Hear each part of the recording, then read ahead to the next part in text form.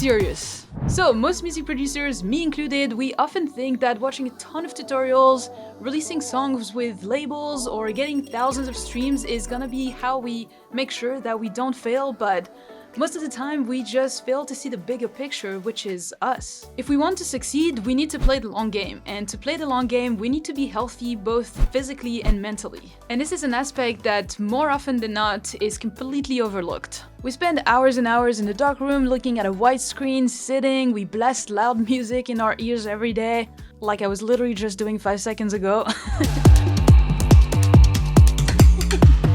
This song's a banger! And if we're not careful, we start losing our hearing, we get eye migraines, we get neck and back aches, which then leads us to output less music, and this could ruin your music production career even before it started. Hey there, if you're new here, my name is PLV or Orly. I'm a self-taught music producer since January 2021, and on this channel I help music artists such as yourself to turn your music passion into a profitable business online. So for today's video, I want to share a few of the things that I put in place to stay healthy as a music producer so that you can take control of your physical and mental shape so that you can take control of your music journey. The number one thing that I want to address is our physical health. Have you ever noticed yourself starting to move around or like massage your neck or your back after a couple hours producing? This is your sign that you should stop or change position. I personally use a standing desk.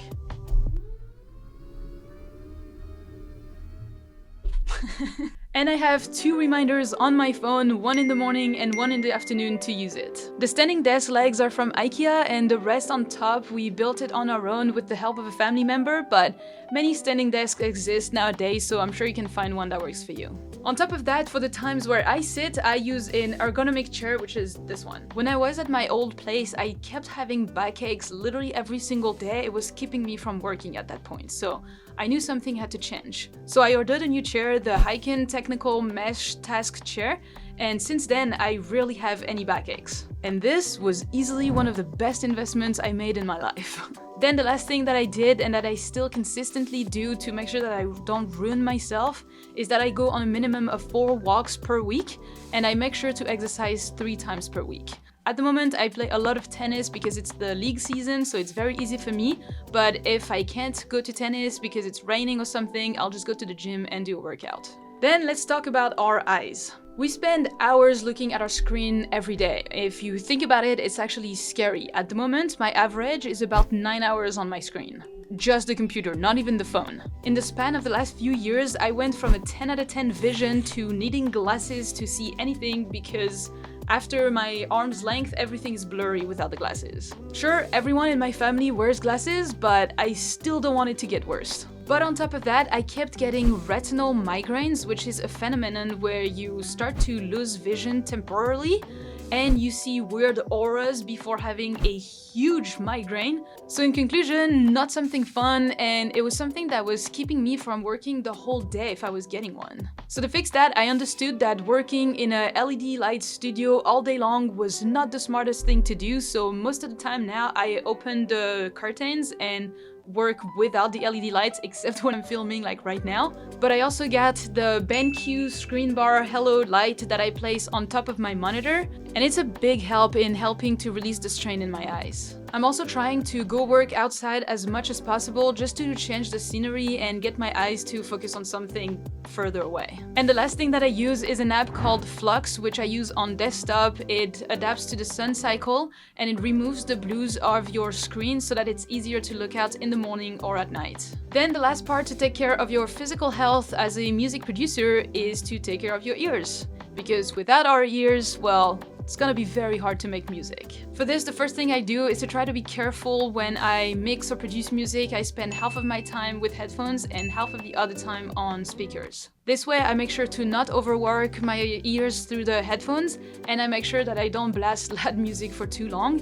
And speaking of loudness as well, I'm trying to mix at a low volume because it's just gonna be better for your ears and it's even better for your mix quality, so that works better. Finally, I started to use an app on my phone called Audio Cardio that helps prevent hearing loss through sound therapy. I know, super cool, crazy, let me tell you about it. So first of all, you take a hearing assessment when you start so they can adjust your sound therapy. They play frequencies in the left ear, then the right ear, and all you have to do is to move the slider and set it where you stop hearing that frequency. On my first test, I got 83.1 out of 100. Not bad, I guess? Anyway, then all you have to do is to start your sound therapy, which are inaudible frequencies that repairs your hair cells in your ears. It only takes 60 minutes per day, and the cool thing is that you can do it while listening to something else. Spotify, a podcast, YouTube video, producing music, watching TV, working out, doing emails, even while you fall asleep. It doesn't matter as it's inaudible for you, so it makes it very easy to use. Since using it, my score got up to 87.1 out of 100, so I already recovered some hearing, and I found myself a couple times watching TV or mixing music saying that it was too loud, which I have never done before. And I was also able to recover some of the frequency spectrum, which is great and invaluable for a music producer. The coolest part about this app is that it was founded by a music producer, so if you want to use it to prevent hearing loss or help to relieve tinnitus and ringing ears, you can use this code for 20% off. So thank you Audio Cardio for sponsoring this video. Now let's continue with the mental aspect of our health.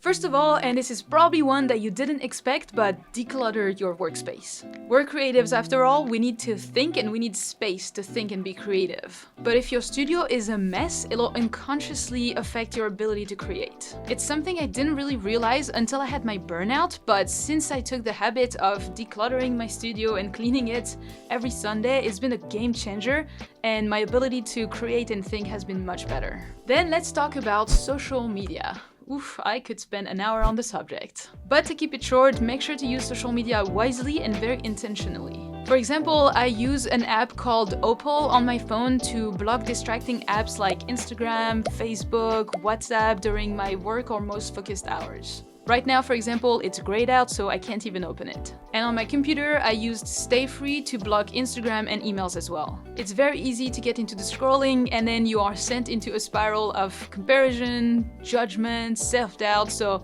be very careful as to who you decide to follow. I personally only follow people that are educational or inspirational. That's it. The rest, I just don't even care about it. I want my social media feed to be healthy and inspirational. And on that note, doing a social media detox here and there is just mandatory at this point. It's just so refreshing. For example, I'm about to go on one in 2 weeks, and I love you guys, but man, I need a break from those social media. Anyway, my last word of advice for you is that our job is a very creative one. So there will always be someone that doesn't like what you do, doesn't like you, and that's okay. That's something that we have to learn how to live with. Asking for feedback is very important, yes. But then who cares if that person thinks you should have more bass, or that person doesn't like your melody? Who cares? If you like it, I guarantee you that at least one other person is going to like it. And if they don't, well, you know what I'm telling them. Anyway, that's it for this one. Remember that you can get 20% off with the code and the link in the description for Audio Cardio, but in the meantime, keep learning and I'll see you in the next one.